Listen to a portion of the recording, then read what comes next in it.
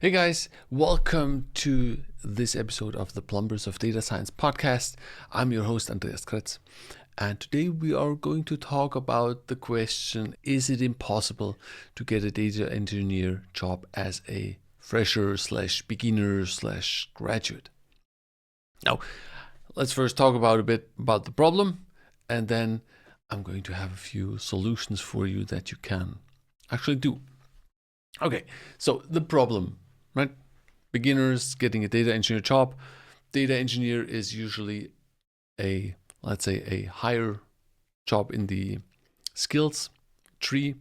Let's call it the skills tree, because you need many skills for becoming a data engineer. But like people are saying, okay, the immediate problem they have is they might have the skills, but they don't find the junior jobs. There are no junior jobs. It doesn't matter the country. Some say no jobs in India, in US, in Europe.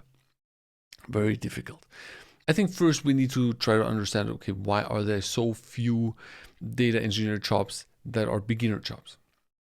Right? Now, to look at this, we need to look at two different company types. I would categorize these into startups and small business and into large corporations. Okay. And with startups, when you look at the typical startup, what are they going to need engineers for? They are going to build a tool, they are going to build a platform. What are these companies very mindful of? They need to have quick solutions. Number one, they need to have the solution quickly.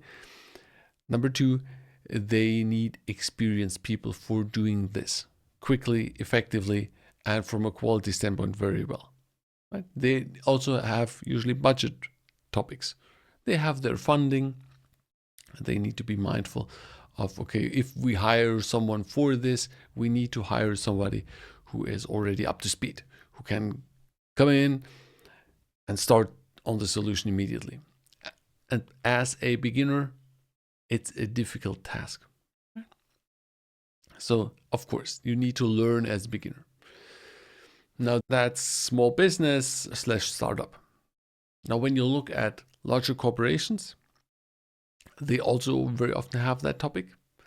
They either have a project that needs immediate attention, that needs solutions right now, but also on the other side, they often have some strategic projects that are more further down the road. There are more long-term projects where it's okay to hire a larger team because of course, they have the money usually. And also where the idea is, okay, let's not only hire engineers that are already engineers, but also let's hire people that are juniors that we then can train and basically in the long term maybe use also for other projects then later on. Right? So keep this in mind. That's the thing. Usually startups, small business, they need very quick solutions.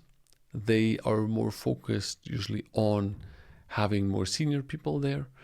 When for corporations, it's very often okay that they have a mix of senior or of junior people. Okay, so let's keep it with that. I think if you understand this, it makes sense, right? Now, with data engineering, as with many other jobs, there's a bit of the hen and egg problem, right? I can only get a data engineer job if I have experience, but I can only get experience if I have the job. So yes, that is absolutely real. And you need to keep this in mind. And this is a problem that a lot of people have. Now, how should you start? And getting out of this problem, of this hen and egg problem, how can you tackle this? Here are a few solutions to this that could help you. So first, you need to work on yourself. You need to do data projects by yourself. It doesn't matter which role it is. It doesn't matter where. You could go to my Data Engineering Academy. If you're more interested into a certification, then get AWS certified. That's something you should start with. But remember, Only a certification will not get you there. Only doing a course, an online course, doesn't matter where, will also not get you there. You need to do this and then try to apply it, try to use some different data, for instance, as the base. Try to then figure out, okay, what could be a problem to solve with this data, and then build the pipeline, build the platform on top of it. And so keep this in mind. That is something very important that you do and that you then document for people to see, right? Also, start with blog posts. Start posting on Substack. Start posting on LinkedIn. Try to help people who have problems like this, who work on that platform. Let's say Azure, right? Then focus on Azure. Get into the Azure topic. Do a data project there. Look on the internet. What are people saying? Try to teach people what you have learned, where you had problems through LinkedIn, through Substack posts, and so on. What project should you do? That's also very often a thing that people ask me, Andreas, how should I start? What project should I do? What is something that is good for a beginner? For me, always important is end-to-end, right? It should be an end-to-end pipeline that you build everywhere.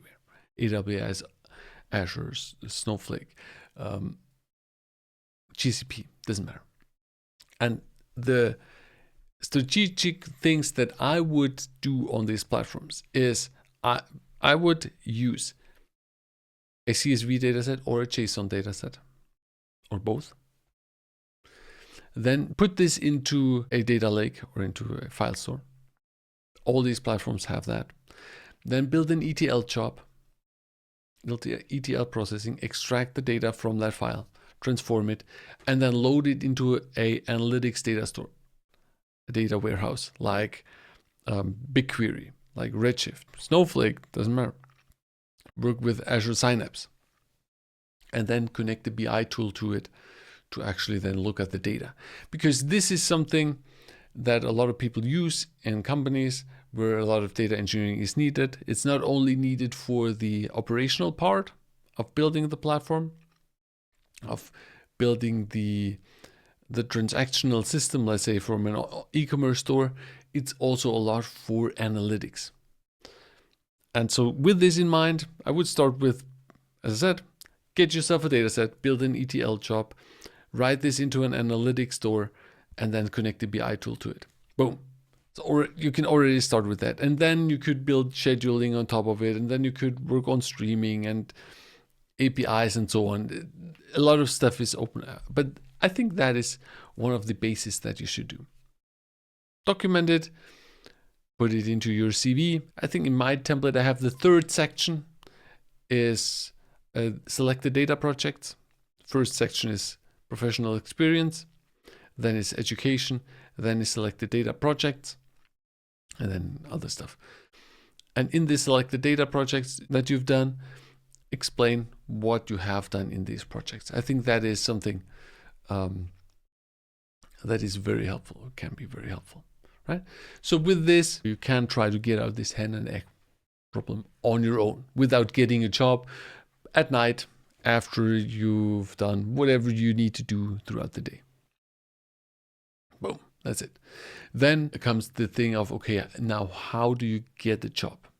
There are basically two main routes, or now that I think of it, actually three. So the first route is internship. You could say, okay, let's try and do this through an internship. This only works though in larger companies.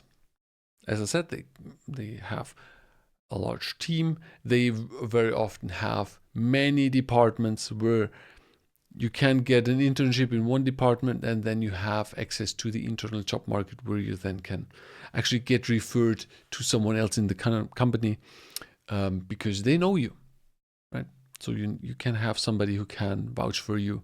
And that is something very important, which absolutely can help, an internship. Of course, it's not going to pay a lot of money, but this can already be a very good start if it's in a large company. If it's in a startup, most likely difficult, right? So keep that in mind.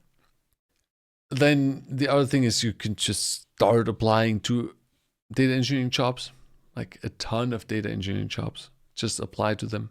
If they're called junior or not, apply to it.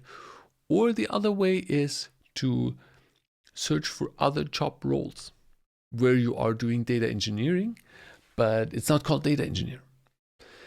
As an example, I had a student lately who was saying, okay, I want to become an Azure data engineer, right? But I can't find Azure data engineer jobs. Junior.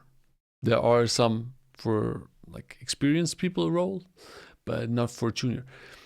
One of the things that you could do is look at jobs, everything with Azure. Azure engineer, Azure developer, Azure ETL developer, Azure whatever. A job where you are working with data on Azure, actively working on data. And from there, especially if it's in a larger company, from there you can then move up to a more experienced role, either in the same company or in another company as well, right? So that is something I think is very important to keep that in mind. Okay, the job does not need to be the data engineer immediately. You need to keep in mind you're in the job business. You need to keep in mind you are going to work for, depending on how long we work, 30, 40 years, right? So why not do an internship first for half a year? Why not work as a Azure platform developer, Azure pipeline developer, Azure ETL developer for 1.5 years? In the grand scheme, does that matter? If you make that switch immediately, it doesn't really matter, right? So keep that in mind. Of course, when you do that job, when you are in that junior job, if you want to keep in that role, what would you do? You would also do some more education. Educate yourself, learn more, so that the next step is going to be easier. So you not only have the experience, maybe somebody else who vouched for you, but also have even more experience, because now you can build a base in that job that is not called data engineer. You can on the side learn data engineering, for instance, through my academy, and then get the next job. Right? So I think that's a good plan that will work for you. But you need to do it. And that's what I was talking in my last podcast. You just need to do it. So yeah, keep that in mind. I know it's a difficult problem getting a job as a graduate, especially now in the times where companies are letting people go, especially the larger companies. But there's always some jobs that need analytics for their current processes, for their current products, because they want to make more money, and you're going to make more money through analytics. That's why I said do an ETL and analytics based pipeline.